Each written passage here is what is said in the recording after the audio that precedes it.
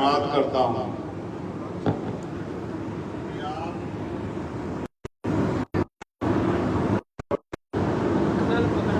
सबसे पहले तो मैं आप सबका धन्यवाद करता हूं कि आप यहां आए और ऐसे माहौल में आए जिसकी सूचना मुझे दिल्ली में बैठे मिल रही थी। अपनी बात को शुरू करने से पहले मैं बहुजन समाज में जन्मे सभी संतों, गुरुओं और महान पुरुषों को नमन करता हूं। मेरे दाईं तरफ जितने महान पुरुषों की तस्वीर लगाई गई हैं और मेरे बाईं तरफ भी और यहां सामने भी, ये सब वो महापुरुष है जिन्होंने अपने जीवन में बहुत सारे अन्याय, जुल्म, तकलीफें सही। कोई एक दिन में महापुरुष नहीं बनता और कोई जीते जी भी महापुरुष नहीं बनता। महापुरुष बनने के लिए अपना सुख चैन त्यागना पड़ता, अन्याय, अत्याचार, जुल्म, जाति सहनी पड़ती है, उनका मुकाबला करना पड़ता है, तकलीफें सहनी पड़ती है और अपने जीवन को समाज के नाम समर्पित करना पड़ता है। और व्यक्ति के जाने के बाद समाज निर्धारित करता है कि वो महापुरुष था या कोई आम आदमी था। आदमी 100 अच्छे काम करे, एक गलती कर दे, वहीं समाज उसको छोड़ देता है। मैं गुरु घासीदास जी की पावन इस धरती पर पुनः आप सबका अभिनंदन, वंदन, जय भीम आप सब लोगों को करता हूं। मैं पिछली बार आया था जांजगीर चांपा में और मैंने आपको विश्वास दिलाया था कि हम जहां लड़े हैं लोकसभा का चुनाव, वहां हम लगभग 1.5 लाख वोटों से लोकसभा का चुनाव जीत रहे हैं। आप मेरी रिकॉर्डिंग उठा के चेक करवा लो। मैं कह के गया था कि 1.5 लाख वोटों से जीतेंगे और 1.5 लाख से ज्यादा वोटों से जीते हैं। और मगर मुझे भरोसा था कि जांजगीर चांपा के लोग भी हिम्मत जुटाएंगे, लेकिन आप लोग नहीं जुटा पाए, कोई बात नहीं। लेकिन आज जब मैं यहां आया हूं तो मेरे मन में कोई चुनावी बात नहीं, मेरे मन में कोई स्वागत की बात भी नहीं। मेरे मन में तकलीफ है कि मुझे आपके बीच बहुत पहले आ जाना चाहिए था, लेकिन मैं क्या करूं। आपने जो जिम्मेदारी देके मुझे भेजा है पार्लियामेंट में, वो पार्लियामेंट का सेशन कल खत्म हुआ और कल सेशन खत्म हुआ। आज आपका भाई चंद्रशेखर आजाद आपके बीच में है। मैं सुबह 4 बजे उठ के चला था कि मुझे आपके बीच में जाना है। मेरा आपका वोट का रिश्ता नहीं है, मेरा आपका खून का रिश्ता है, मेरा आपका विचारों का रिश्ता है, मेरा आपका संघर्ष का रिश्ता है, मेरा आपका दर्द का रिश्ता है। और उस दर्द के रिश्ते के नाते आपका भाई मुझे यहां की घटना के बारे में पता लगा और आज मेरे माध्यम से देश और दुनिया में बैठे हमारे लोग जानेंगे कि सतनामी क्या है। ये भी जानेंगे कि यहां जो हुआ वो कैसे हुआ और ये भी जानेंगे कि आज के बाद जो यहां होगा उसके बाद क्या होगा, ये भी जानेंगे। मेरी बात को आप लोग याद रखें। पहले जानिए दुनिया में रहने वाले लोगों कि बहुत लंबे समय पहले गुरु घासीदास जी ने मन का एक समान, मानव मानव एक समान का नारा देके और टूटे हुए, बिखरे हुए समाज को जोड़ने के लिए इस सतनामी पंथ की नींव रखी। और ये एक ऐसा पंथ है जो सिर्फ प्रेम की भाषा समझता है, जो सिर्फ प्रेम करता है, सम्मान करता है, जिनका झंडा भी सफेद रंग का है और सफेद रंग जो निशानी है वो अहिंसा की निशानी है, वो निशानी है भाईचारे की। तो छत्तीसगढ़, पहले मध्य प्रदेश का हिस्सा रहने वाला छत्तीसगढ़, जिसकी पहचान सतनामी समाज से है, वो सतनामी समाज जो अपने दम पे यहां जुल्म, जाति, अन्याय, अत्याचार के खिलाफ लड़कर और अपनी पहचान के साथ आगे बढ़ रहा है, जिसने देश में, दुनिया में अपना झंडा डंडा बुलंद किया, अपना नाम कमाया, इस छत्तीसगढ़ का नाम रोशन किया। यह है सतनामी समाज। और बड़ौदा बाजार में जो हुआ वो एक दिन की घटना नहीं है। बड़ौदा बाजार में जो हुआ, वो बार बार जो हमारे जैत स्तंभ को, हमारी आस्था को, हमारे सम्मान को जो अपमानित करने का काम किया, हमें पीड़ा देने का काम किया, जिसके बाद हमने ज्ञापन देकर सरकार से मांग की कि इसकी सीबीआई जांच करा दो, क्योंकि ये जैत स्तंभ को नोचना, उसको काटना सामान्य घटना नहीं है। इसके पीछे किसी का दिमाग है, कोई षड्यंत्र है, कोई जानबूझ के किसी बड़ी घटना को अंजाम देना चाहता है। ये एक सोची समझी साजिश है।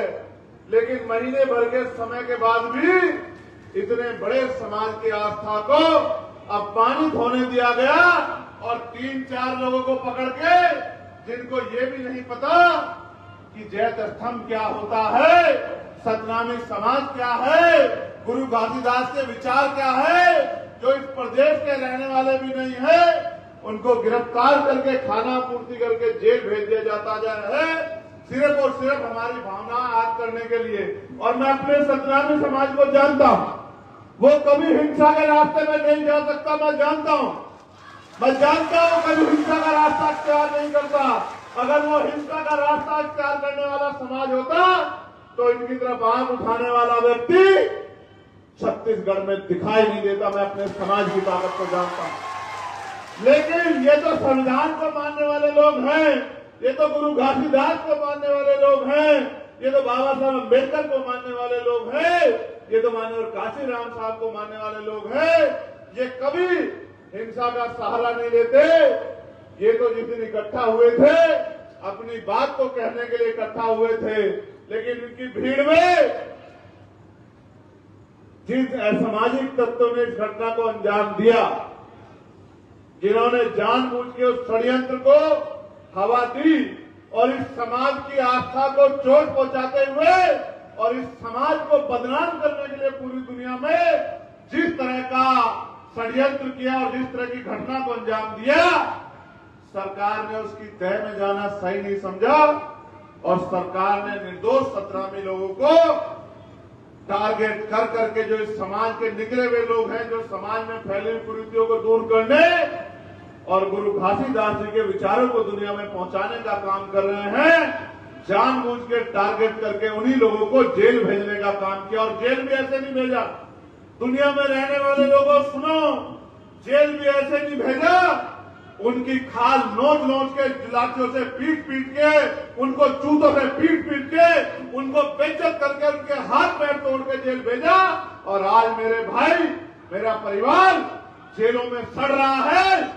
ये इस सरकार और इस सरकार के निकम्मे प्रशासन की देन है। क्या इस प्रशासन को नहीं पता था? इनका एलआईयू का फेलियर है, इनके इंटेलिजेंस का फेलियर है, इनको नहीं पता था। आज तो इनको पता था कितने लोग आएंगे। आज तो जगह जगह बैरिकेडिंग लगा दी, आज तो गांव गांव में अनाउंसमेंट करा दिया कि मुकदमे हो जाएंगे, जेल भेज दे जाओगे। आज तो डराने का काम किया। 1 महीना हमारे लोग आंदोलन करते रहे कि इसकी सीबीआई जांच करा दो, तब तो गहरी नींद में सो रहे थे कि हम नहीं जानते क्या हुआ, क्या हम बच्चे हैं, क्या हम दूध पीते बच्चे हैं। हमें नहीं पता कि किस तरह आंदोलन को कुचला जाता है, किस तरह से जो है आंदोलन को बदनाम किया जाता है, किस तरह अपने गुंडे भीड़ में घुसाकर और सतनामी समाज के निर्दोष युवाओं पे झूठे मुकदमे लगा के क्या करना चाहते हो, क्या दिखाना चाहते हो? आपको क्या लगता है कि डर जाएंगे? आपको क्या लगता है छिप जाएंगे? आदमी एक बार पैदा होता है, एक बार मरता है। याद रखना सरकार के लोगों, एक बार के बाद दोबारा नहीं मरता और एक बार के बाद दोबारा पैदा नहीं होता। मैं आपसे भी कहना चाहता हूं, बुजदिल तो नहीं हो, बहादुर लोगों, क्या हो गया तुम्हें? किस बात से डर रहे हो? जेल तो क्रांतिकारियों का गहना होती है। और इतिहास याद करो, यह मुल्क जब आजादी पाया तो कितने लोगों ने शहादत दी, कितने क्रांतिकारियों ने शहादत दी, कितने लोगों ने जेल काटी। किस चीज से डर रहे हो? मैं तुम्हारे सामने खड़ा हूं, चंद्रशेखर आजाद, जिसने दिल्ली की तिहाड़ भी 2-2 बार काटी और 16-16 महीने जेल काटी, जिसके शरीर में जितनी हड्डियां नहीं उतनी लाठियों से उसको पीटा गया, पैरों के नखून खींच लिए गए, दांत तोड़ दिए गए, रीढ़ की हड्डी में गैप कर दिया गया, फिर भी नहीं मरा। क्योंकि संघर्ष करने वाला व्यक्ति मरता नहीं है, संघर्ष करने वाला अमर होता है और उसके जाने के बाद दुनिया उसको याद रखती है। आज हमारे प्रदेश अध्यक्ष राजकुमार जांगड़े जी यहाँ नहीं है। वो बेचारे पहले उनको एक्सीडेंट हो गया, बड़ी मुश्किल से उसकी जान बची आपकी प्रार्थनाओं से, गुरु घासीदास जी के आशीर्वाद से। फिर उसको दोबारा से चोट लग गई। वो किसी तरह से उसको पता था कि उसके ऊपर शिकंजा कसा जाएगा। वो निर्दोष व्यक्ति किसी तरह से यहां से चला गया। उसको पकड़ के लेके आए। जिस दिन मैंने घोषणा करी कि मैं आने वाला हूं, इनको पता था कि राजकुमार जांगड़े और भीम आर्मी के लोग यहां रहेंगे तो लाखों लोग जुटेंगे और आपको जवाब देना भारी हो जाएगा। अभी मैं जब यहां आया तो मुझे बताया कि उसके पिताजी आए। ये राजकुमार जी के पिताजी हैं। ये सिर्फ राजकुमार के पिताजी नहीं है, ये मेरे भी पिताजी हैं, चंद्रशेखर आजाद के भी, क्योंकि वो हमारा नेता है यहाँ। वो हमारे लिए और आपके लिए 24 घंटे 7 दिन खड़ा रहता है। वो अपनी जान की परवाह नहीं करता। वो मेरा बहादुर सिपाही है। आज इनकी आंखों में आंसू देख के मुझे बड़ी तकलीफ हो रही। मैंने इनसे भी कहा कि क्रांतिकारियों के पिता आंसू नहीं बहाते, ये उनके संघर्ष का भी अपमान होता है। याद करो शहीद आजम भगत सिंह को जब फांसी की सजा हुई थी तो उन्होंने अपने पिता को, उनके पिता ने एक लेटर लिख दिया था अंग्रेजों को कि उनकी सजा माफ कर दी जाए, तो वो अपने पिता से लड़ पड़े थे। उन्होंने अपने पिता से कहा कि आपको कोई अधिकार नहीं है मेरी जंग में कूदने का, मुझे अपमानित करने का। उन अंग्रेजों के सामने, जिनके सामने मैं प्राणों की बाजी लगा रहा हूं, उनके आगे झुकने का, गिड़गिड़ाने का आपको कोई अधिकार नहीं है। मेरे संघर्ष को कमजोर मत करो। मैं आपसे भी कह रहा हूं, मैं वचन देके कहता हूं, मेरा वचन अटल है, याद रखना। मैं सरकार से कह रहा हूं, प्रशासन कराओ जेल बड़ी, छत्तीसगढ़ की जेल बड़ी कराओ। हम देखेंगे कितने लोगों को आप जेल भेजेंगे। हम आपकी हिम्मत देखने का काम करेंगे आप यहाँ। और इसको आप आग्रह मत समझना। ये मेरी चेतावनी है सरकार को कि अगर वो गुंडागर्दी पे उतर आई है, अगर वो तानाशाही पे उतर आई है, अगर वो सतनामी समाज को कुचलने पे उतर आई है, तो उसका जवाब देने के लिए चंद्रशेखर आजाद है। करो मुकाबला, हम लोग तुम्हारा मुकाबला करेंगे। मैं आज आया ये देखने के लिए क्या चल रहा, तो मैंने देखा 14 FIR, 153 लोगों को गिरफ्तार किया गया। कितने निर्दोष लोग हैं किसी को नहीं पता। उसका उदाहरण है ये बहन बैठी है जिनके पति पत्रकार हैं। इनका नाम है उमा पुरेना, ग्राम कुसमी, थाना पलारी। इनके पति मीडिया में हैं। इन्होंने पूरे डॉक्यूमेंट लगाए हैं, मीडिया के साथी भी देख ले। उस बेचारे पत्रकार को उठा के जेल में भेज दिया क्योंकि कोई इनकी सच्ची आवाज बाहर ना पहुंचा दे, कोई जो अन्याय हुआ उसको बाहर तक ना पहुंचा दे। इनको लगता है कि ये जुर्म यहीं बंद हो जाएगा, नहीं होगा बंद। ऐसी कितनी एप्लीकेशन मेरे पास हैं जो निर्दोष लोग हैं जिनको पकड़ के जेल में डाल दिया है।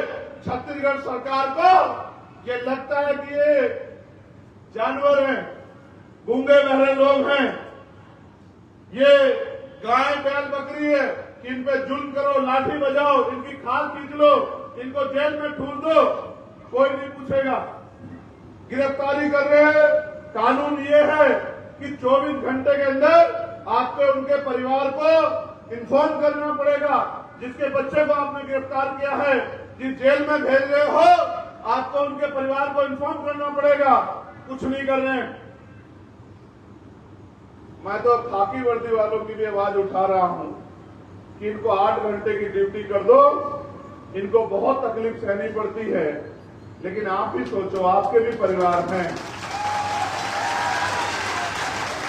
जब आप पीड़ित होंगे तो चंद्रशेखर आजाद आपके साथ खड़ा होगा, खाकी वर्दी वालों मेरे भाइयों।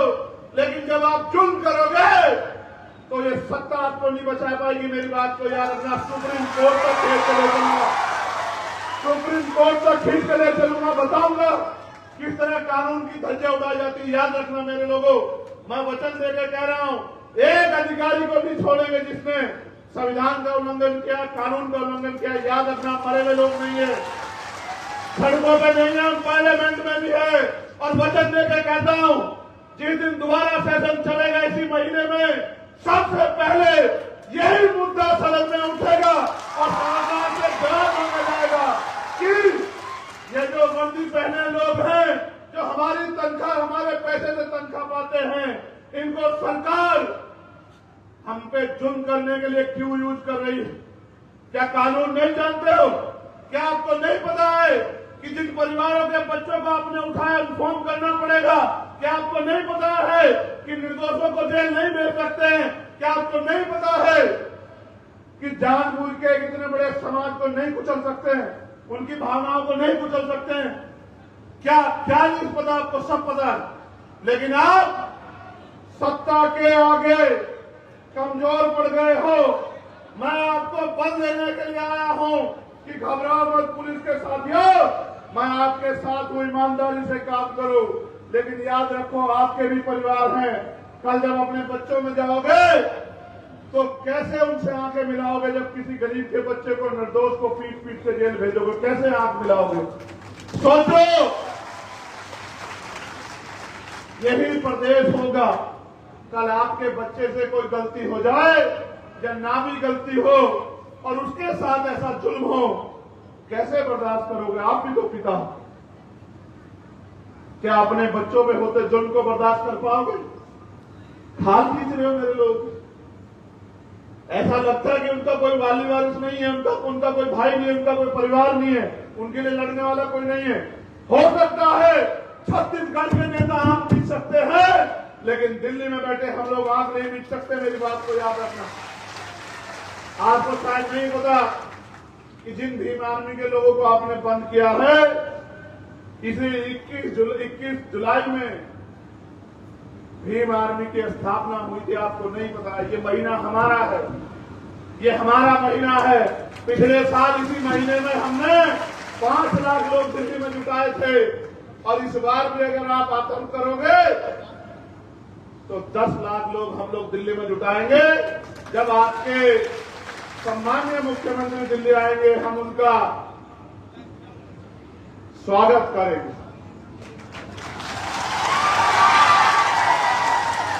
हम यहां से जब जाएंगे तो देश के गृह मंत्री जी को भी अवगत कराएंगे कि उनकी सरकार वहां क्या कर रही है, उनकी सरकार वहां किस तरह जुल्म कर रही है। और अगर वो भी हमारी बात नहीं सुनेंगे तो सड़कें सुनेंगे हमारी बात, क्योंकि हम भीम आर्मी आजाद समाज पार्टी को, ताकत को जानते हैं। और हम ये भी जानते हैं कि ये लोकतंत्र है। लोकतंत्र में जिनके पास लोग होते हैं उनकी सुनवाई तानाशाह को भी करनी पड़ती है। आप ये बताओ, ऐसा क्या हुआ कि एसपी दफ्तर में आग लगी और सिर्फ आबकारी की फाइल ही चली? ऐसा क्या हुआ? बाहर आग नहीं लगी और अंदर आग लग गई। ऐसा तो नहीं कि दफ्तर में बैठ के कोई आदमी आग लगा रहा हो।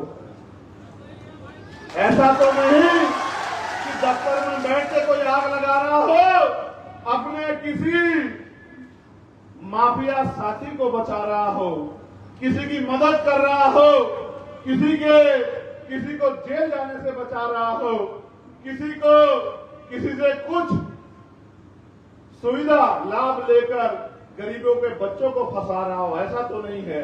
कहां था इंटेलिजेंस? कहां था LIU? कहां थी पुलिस? कहां था प्रशासन? इतने लोग आए थे, क्यों नहीं बात करी? जिलाधिकारी मौके पे क्यों नहीं पहुंचा? आज इतनी फोर्स लगाई है, अगर इतनी फोर्स उस दिन लगाई होती तो पत्ता भी नहीं हिलता। और इतने लोग यहाँ हैं, बताओ पत्ता कहां हिल रहा है? इनमें से कौन ऐसा है जो किसी को बुरा कह रहा है? लेकिन बुरा तो उस दिन भी नहीं कह रहा था।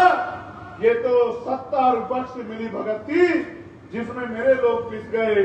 जो बेचारे गुरु घासीदास जी के सम्मान में, जो सतनामी समाज के सम्मान में गए थे, वो बेचारे पिस गए।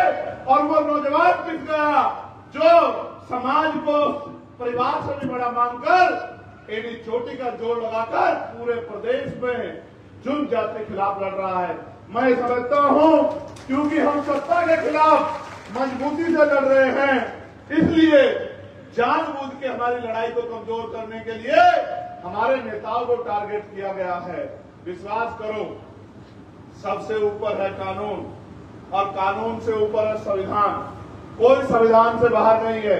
अगर मुख्यमंत्री अपराध करेंगे तो कानून उनको भी सजा देगा और अगर गृह मंत्री अपराध करेंगे तो कानून उनको भी सजा देगा।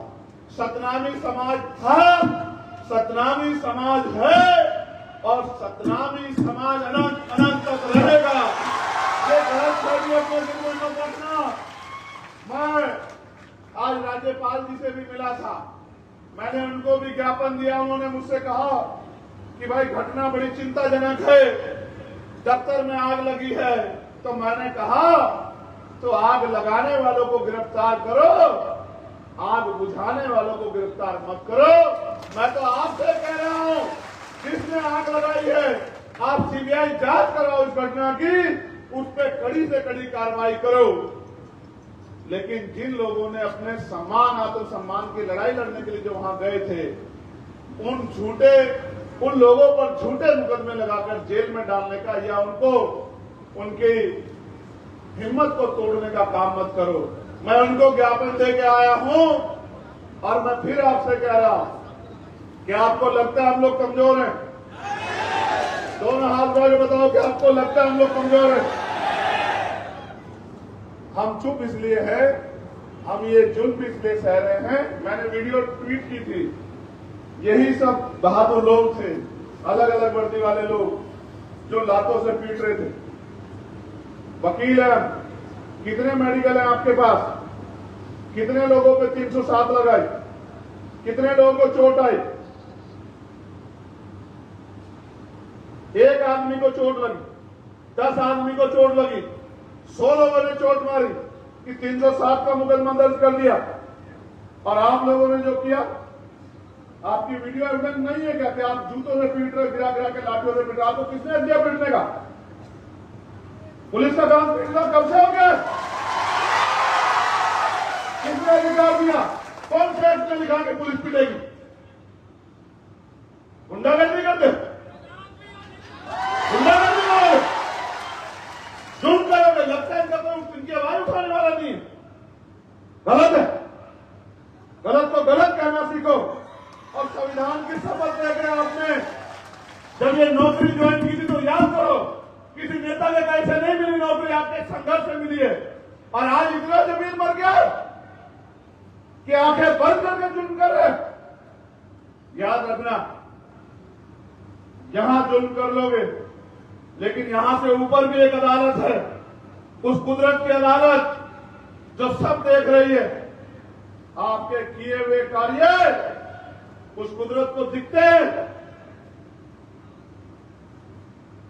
मैं आपसे नाराज नहीं हूं, इसलिए क्योंकि पुलिस तो सरकार की होती है। मैं तो खुद से नाराज हूं कि हम यहां इतने ताकतवर नहीं है कि आपका ट्रांसफर पोस्टिंग कर सकें।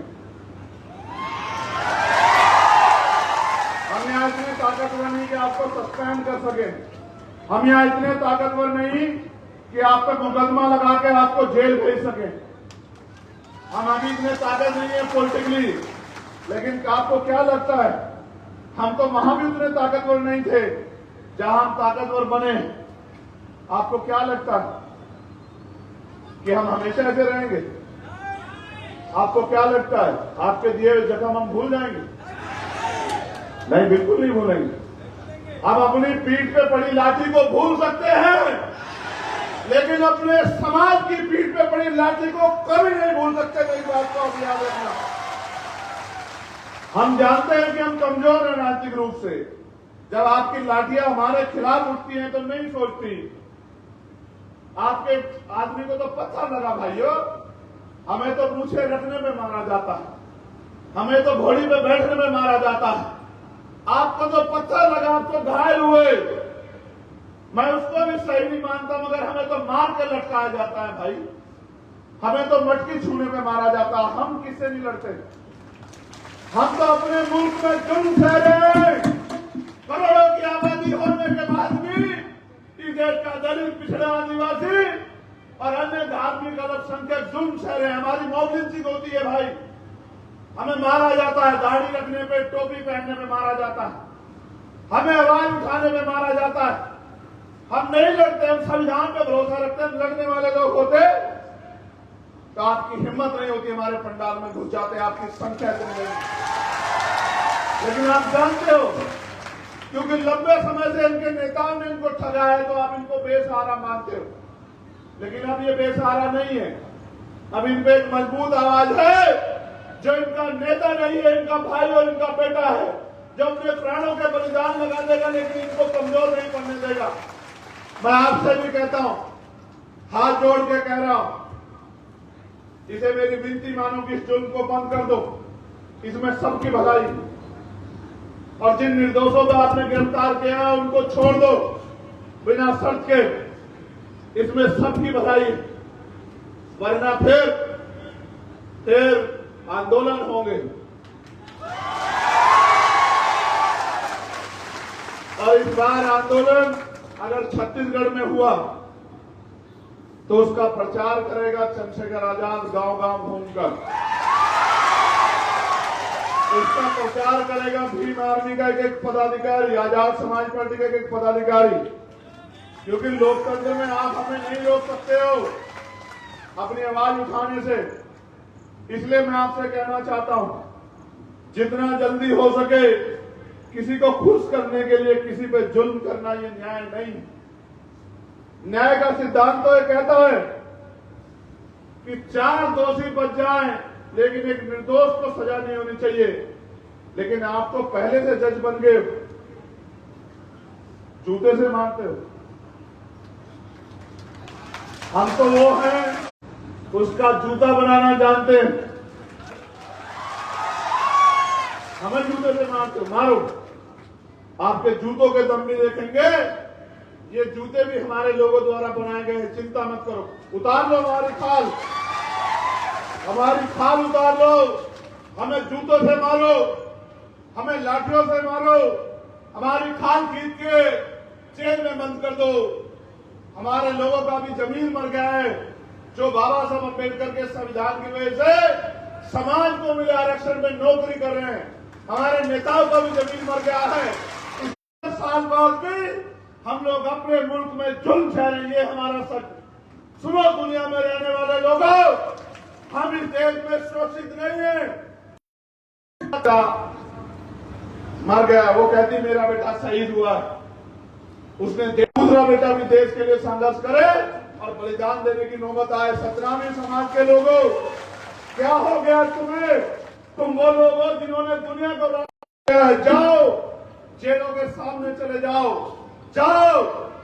थानों के सामने चले जाओ, हाथ बांध के जाओ कि करो हमें गिरफ्तार भेजो जेल।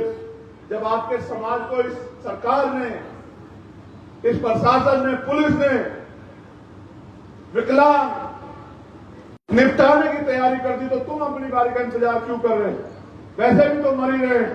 अगर मरे तो समाज के लिए लड़ते मरे। क्या हुआ? ये समाज वर्षों तक याद रखेगा कि हमारे समाज में कोई बहादुर व्यक्ति पैदा हुआ था। जाओ, ये जो बैठी है, ये हमारी छोटी बहन, ये उमा।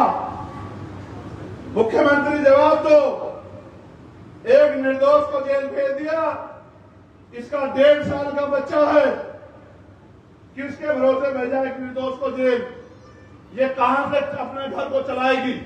ये किसके आगे हाथ फैलाएगी? ये कुर्सी पे बैठ के, ये इसलिए बैठे कुर्सी पे, ये है आपका प्रेम सतनामियों से, ये है आपका न्याय। इसका घर कैसे चलेगा? इसके बच्चे के सामान, उसके खाने का सामान, उसके पहनने के कपड़े, उसके और जरूरी सामान कहां से आएंगे? बताओ मुख्यमंत्री। नहीं दे पाओगे तुम लोग जवाब, क्योंकि तुम पे जवाब है भी नहीं। क्यों? मैं जान गया हूं कि किसी और को बचाने के लिए, अपने मित्र को बचाने के लिए, अपने माफिया साथियों को बचाने के लिए तुमने गठजोड़ किया। अगर हो ईमानदार तो कराओ घटना की सीबीआई जांच। अगर हमारे व्यक्ति ने अपराध किया होगा तो हम हाथ बढ़ के जेल भिजवाएंगे, और अगर किसी और ने अपराध किया होगा तो हमारे निर्दोष लोगों से माफी मांगना कि तुमने अपनी तानाशाही के चलते हमारे लोगों को जुल्म किया। अगर है हिम्मत, है न्याय करने की हिम्मत, तो कराओ सीबीआई जांच। हम लोग सीबीआई जांच के लिए तैयार हैं, और अगर नहीं कराते सीबीआई जांच तो हम ये मान लेंगे कि सत्ता और विपक्ष मिलकर हमें उजाड़ने पे तुल गया है। सत्ता और विपक्ष मिलकर हमें और हमारे पंथ को जमीन दर्द करने के लिए लग गया है, जो कि हो नहीं सकता। सतनामी थे, है और रहेंगे। आपने आयोग बनाया कि 3 महीने में जांच रिपोर्ट देंगे, तो बिना जांच रिपोर्ट आए क्यों भेज रहे हो जेल? क्यों निर्दोषों को बलि चढ़ा रहे हो? यह अन्याय, और अन्याय करने वाले से अन्याय सहने वाला दोषी होता है। ये बाबा साहब ने कहा है कि अन्याय करने वाले से अन्याय सहने वाला दोषी होता है। करो भीम आर्मी के लोगों पे जुल्म, जो बचे हुए जिनकी लिस्ट बनाई है तुम्हारे नेताओं ने दिए बना के, उनको जेल भेज दो। करेंगे तुमसे मुकाबला, और ऐसा मुकाबला करेंगे संख्या के आधार पे। ये आंदोलन तुम्हें जीवन भर याद रहेगा। मेरी बात को भी याद रखना जब तक रहोगे।